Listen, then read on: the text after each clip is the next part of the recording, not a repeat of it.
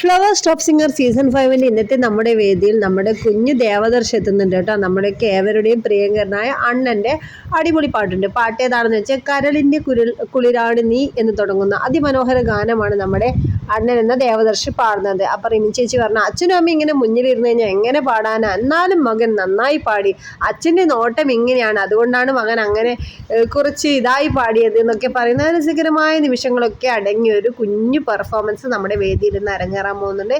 കൂടാതെ ഒരു കുഞ്ഞു കുരുന്ന് ഗായികയുടെ അറബി പാട്ടൊക്കെ ഉണ്ട് കേട്ടോ വേദിയിൽ. എല്ലാം കൊണ്ട് ഇന്നത്തെ വേദി അടിപൊളിയാണ്. എല്ലാവരും മിസ് ചെയ്യാതെ കാണണം.